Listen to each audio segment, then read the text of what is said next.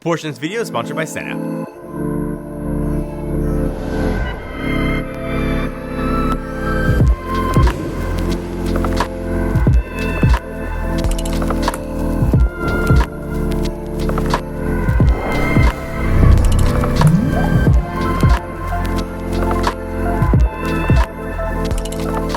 I love phones and I love verses. Let's put those two together and make perhaps the weirdest one that I've ever made. Let's compare the iPhone 14 Pro to the Pixel Fold. So the Pixel Fold has been a device I've been wanting to get my hands on seemingly for years, and the iPhone is the iPhone. It's a polished device. That's exactly what a lot of people need it to do.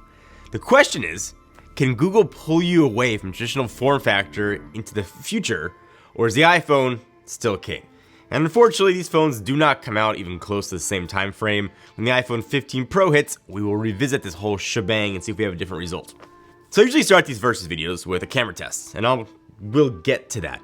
But with this versus, the cameras aren't the most interesting thing, which is, I guess it's refreshing. The big change, one folds, one doesn't. The design is the biggest difference between these two phones. So one represents, I think, a possible future of iPhone design. The other, the sort of peak of the original smartphone look and feel. Deciding which is better, I think, is crazy difficult because they are vastly different devices. But even though one folds and one doesn't, I think I really noticed that this is Google's first attempt at a foldable, and this is Apple's 16th attempt at a phone, so one is obviously going to be a bit more polished than the other. I have an extreme amount of love for the outer display of the Pixel Fold. I've used every generation of Galaxy Fold device out there, and they're always good phones, but the aspect ratio is just a little strange to me. Hard to use the outer display as just a regular phone.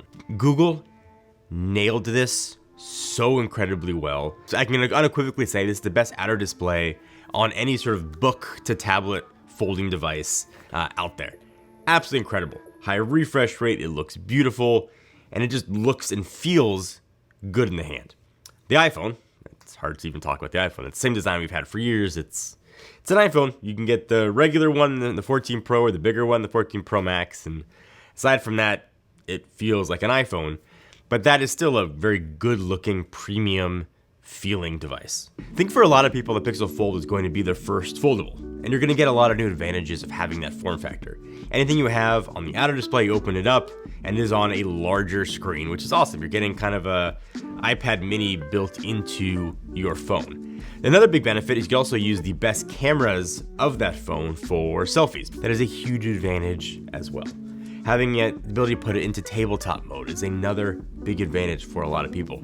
The iPhone is still a rectangle. If you want to take selfie photos, you still have to use the front-facing camera. You can't really use the back unless you want to just take a guess as to where you are or pair it with your Apple Watch. You're getting a lot of different form factors from the Pixel Fold. Obviously, that's the big driver for why people would consider it, I think. So obviously, the Pixel Fold's got two screens. The one that I adore is a 5.8-inch, 120 Hz OLED display on the outside. Inside's a Big Daddy. It's your essentially an iPad mini, 7.6-inch, 120 Hz OLED display inside with a 6.5-inch aspect ratio. Both of these displays look really good. The iPhone, on the other hand, is just about the best screen you can get on a phone. It's bright, it's vibrant, 6.7-inch Super Retina XDR display, 2 million to 1 contrast ratio, and I think what you really notice comparing these two phone screens, the big one is brightness. At least to me. The iPhone goes to 2000 nits peak outdoors, while a Pixel only goes to 1550 with the outer screen and 1450 with the inner screen. This is 100% not a deal breaker, but it is definitely noticeable, especially if you are outdoors a lot. One is just a sheet of glass, and then a giant foldable display inside. And I think if I'm using just one display, I can only pick one display to use. I prefer the iPhone. With the Pixel Fold, and the benefit of the foldable is you get two displays to choose from. That's awesome. The aspect ratio of the outer screen of the Fold, it's not new, but it sort of was new to me, and I really liked how that felt and how that performed. I think Google's done a great job with their displays now. It might not be as bright as the iPhone, and it might not be as sharp as the iPhone, but it is really close. And the ability to open it up and have two, I think having two displays over one display, I'm giving the display category to the Pixel Fold. As far as how they both feel, the Pixel Fold to me feels a bit heavy, but I guess you'd expect that. You're getting a folding device, you've got a bunch of displays in there. It doesn't feel necessarily thick, but definitely feels heavier. I didn't mind how it felt. I didn't mind the thickness of it, and I didn't mind how it felt in my pocket at all. The novelty of having a phone that opens up has still not gone away from me. As far as biometrics go, I certainly prefer Face ID over the location and the fingerprint reader on the Pixel Fold. To my feel, the volume and the power button should be flipped, similar to how it is on the Galaxy. On the Pixel Fold, the unlock button's above the volume button, and they look different, but they feel the same as the volume button, so I've got a hard time kind of muscle memorying where that goes. So whichever phone you decide to go with, I think apps are going to be a really important part of that experience. If you are on the Apple side and you want the absolute best curated app experience for both macOS and iOS, Setapp has you covered with over 200 apps specially curated, so you know each one is going to be good, going to work absolutely as it should, and you've got apps for absolutely everything from productivity to fun to video conversion to snapping windows. Setapp absolutely has you covered. My favorite ones that I'm using all the time is Bartender for customizing my menu bar and iStat menus for seeing some granular information about my computer. But if you want virus protection, Clean My Mac is built in there. You want more screenshot ability, you've got apps for that as well. You want to measure things on your window, you've got apps for that as well. You want to even boost your audio quality, Setapp has you covered. The app selection in there is absolutely awesome. So if you want to try it for yourself, hit the link down below. You'll get not only a 7-day free trial, but after that, it's just $9.99. It'll give you access to over 200 absolutely amazing apps. Check it out for yourself. The Pixel Fold does have big bezels. It's kind of how they designed it to be so thin. They sort of moved the hinge to sort of outside of the actual display. I don't mind it at all.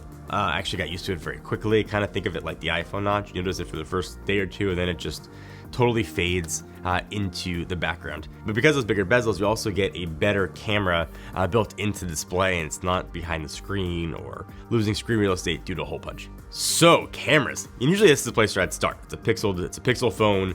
You know the cameras are going to be great, but there's other stuff to talk about here because it's foldable. But back to cameras. On the back, both of these phones have pretty chunky camera bumps. That's no surprise. Google tried to fit kind of the great camera tech inside of here. It is not the same camera technology that is in the Pixel 7 Pro. It was too thick to do that here, so they pared things down a little bit. Pixel camera versus iPhone camera, always fun. And instead of me talking about it, or at least not talking about it yet, let me show you. Here is a blind camera test.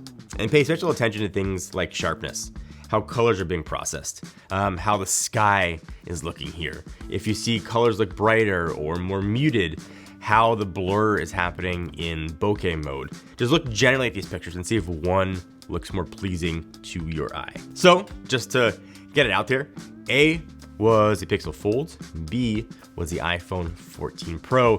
You can see this inside for yourself, which camera you like best, but I think pretty objectively overall, the iPhone has better hardware. The Pixel is still using Google's really incredible processing, but I don't think it's quite enough in this version to overtake what the iPhone could do. When you look at all the hardware, I think that starts to make a bit more sense. The Pixel is rocking a 48 megapixel main sensor and a 10.8 megapixel ultra wide, and also a 10.8 megapixel telephoto with 5 times optical zoom, which is huge.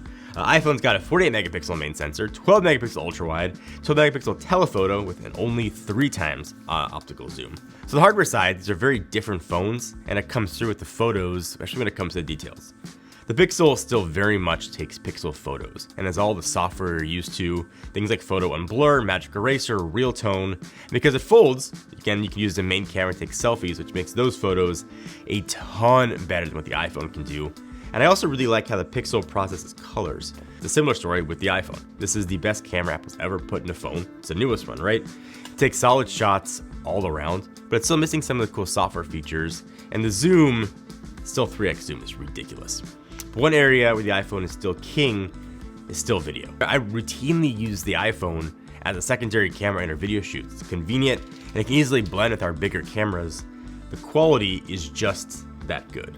And that is not to say the Pixel video is not good either. It's just not as good as what the iPhone can do. I think it's easy to expect that the top-end phone would have the absolute best camera from Google, but it's clear camera was the area that Google needed to make some changes on to keep the costs at least a little bit down, and also just due to design here. I think from a software standpoint, Google is still winning with what it can do.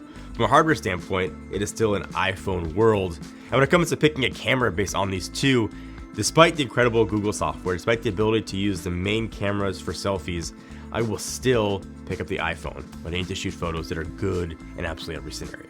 So once you get past the hardware and the camera, these phones really like a typical comparison back and forth, right? They're both IP8 water resistant, though the iPhone has IP6 dust rating and the Pixel does not. They both support wireless charging and fast charging. The Pixel does support faster charging at 30 watts. They both have a self-made processor inside with Google Tensor G2 and the A16 Bionic processor. Performance on both has been very good. The Tensor G2 has gotten way warmer though than what I've seen on really any iPhone that I've used.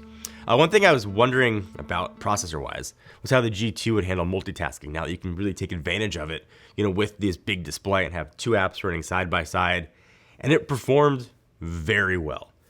But I do have concern with how it's going to age. The Tensor processor, at least last generation, has not aged the greatest.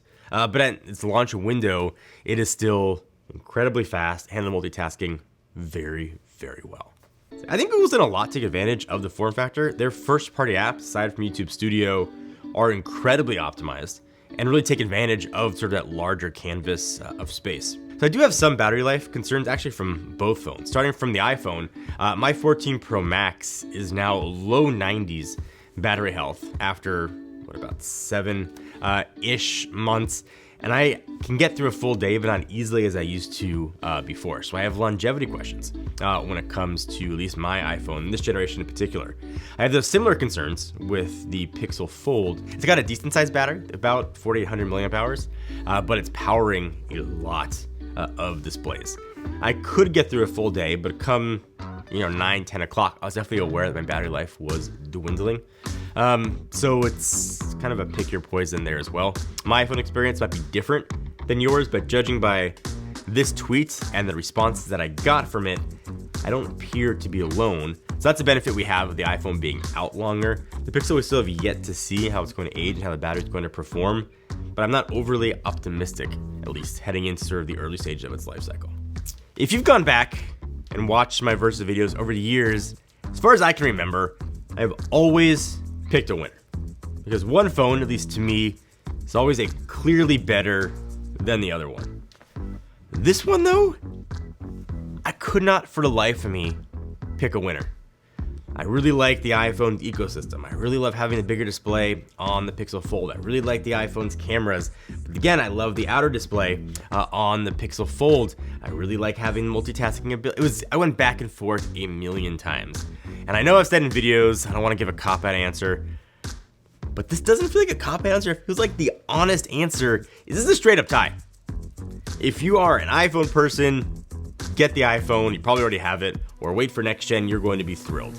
If you are on the fence, you're a Google person, you want a bigger display, you want a new experience, Pixel Fold is amongst the best of the foldables out there. I guess there are only two really in the US. But Google has done an incredible job with their freshman debut. These are vastly different products, coming in at vastly different price points too. At $1,800, there's a lot of money to spend on that Pixel Fold. And there are deals and discounts and that kind of stuff, but just retail price is very, very expensive. And chances are you already know if it is for you or not. And if you're an iPhone person, you probably already have one anyway. But if you put these two on a table and I gotta pick which one, I really don't know which one I'm grabbing.